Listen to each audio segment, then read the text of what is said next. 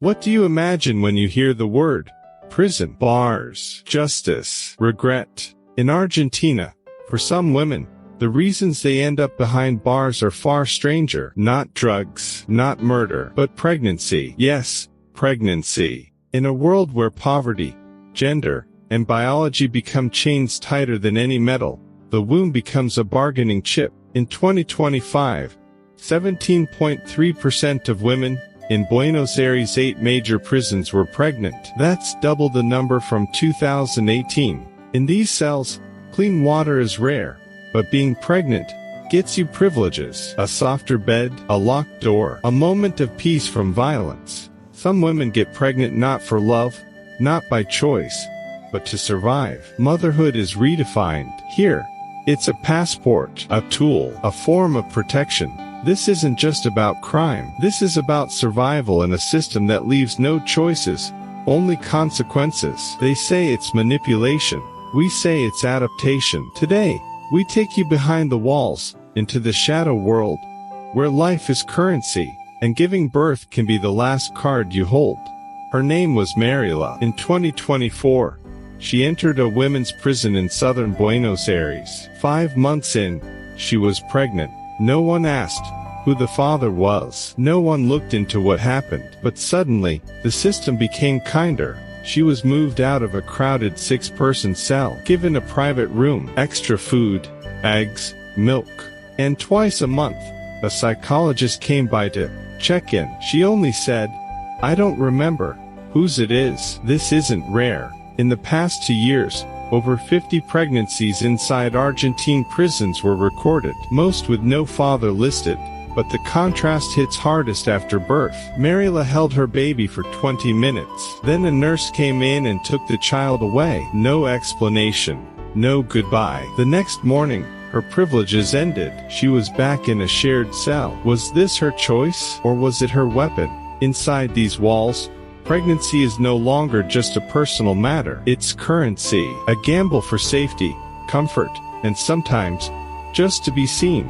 And here, safety isn't a right, it's a deal. No money, then it's your body. Refuse to play, you'll pay another way. According to a 2025 civil investigation, 73% of female inmates across 8 Argentine prisons have experienced some form of sexual power exchange. Lucia, 26, in her 3rd year of sentence. She thought keeping her head down would keep her safe. Then one night, she said no to a subtle invitation from a senior inmate. That night, something was in her food. She woke up disoriented. Her pants were folded in the corner. There was blood in her throat. The prison doctor said she fainted and hit the ground. She tried to report it. The guard responded, "Don't make trouble for yourself. There's a whole protection chain."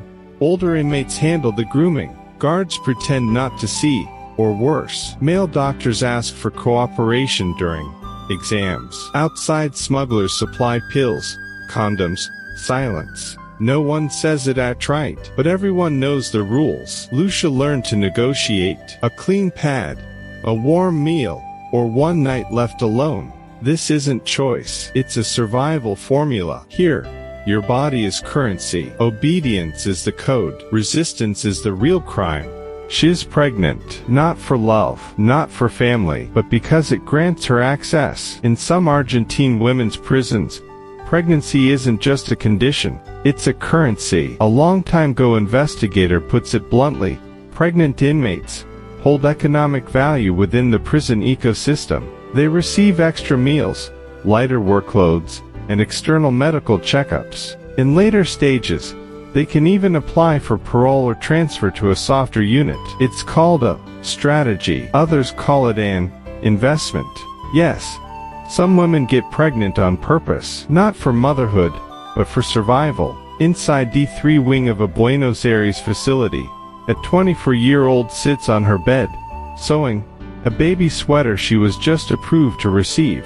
Outside, a guard checks his clipboard, noting her schedule. This isn't about creating life, it's about delaying punishment. In the quiet blind spots of the system, a womb becomes the most valuable asset.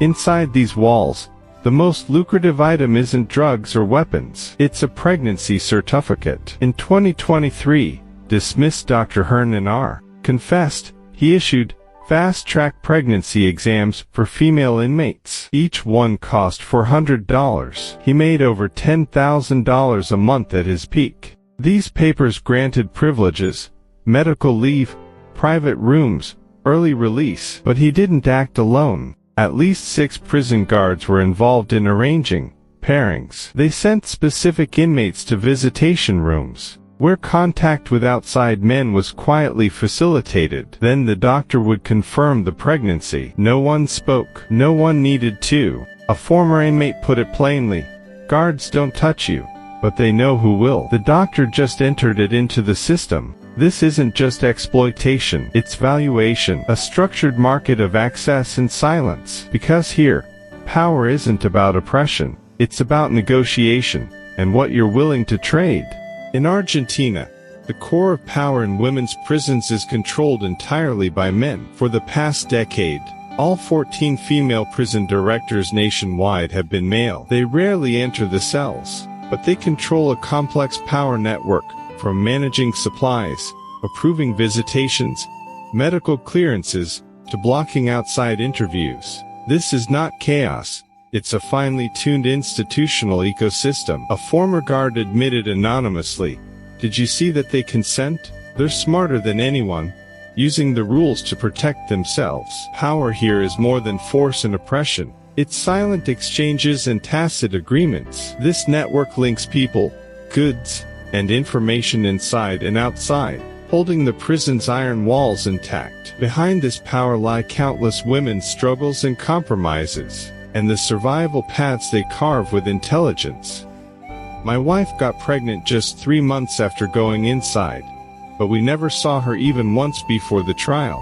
This chilling confession comes from a husband. Inside prison walls, the bodies of female inmates become battlegrounds, tearing families apart. Relatives' anger and helplessness turn into silent screams. The child's parentage remains a mystery, identity blurred. Many postpartum women fall into the abyss of mental illness, unable to escape. According to a 2025 GO report, 42% of female inmates suffer from postpartum depression. This is more than just a statistic.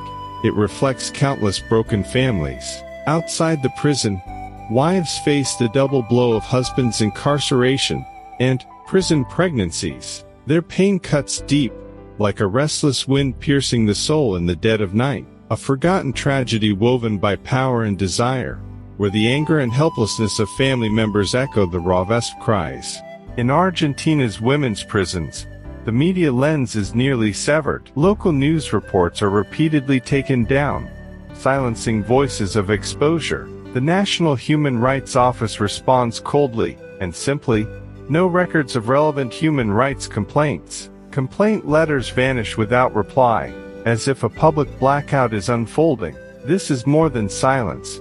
It feels like complicity, an unspoken collusion between government and system. Who feeds this vast machine? Who protects this invisible chain of interests? Every silence hides the truth. Every muted voice betrays the victims. We can't help but ask, when will this blocked truth finally see the light of day? Here, the womb has become a pass. Sex, the currency of trade, and trust the most dangerous poison. If giving birth could save your life, would you choose to be pregnant? When sex work is labeled as voluntary, does it still count as oppression? There are no easy answers, but this is a real struggle, a harsh reality. A baby's cry echoes through empty prison cells.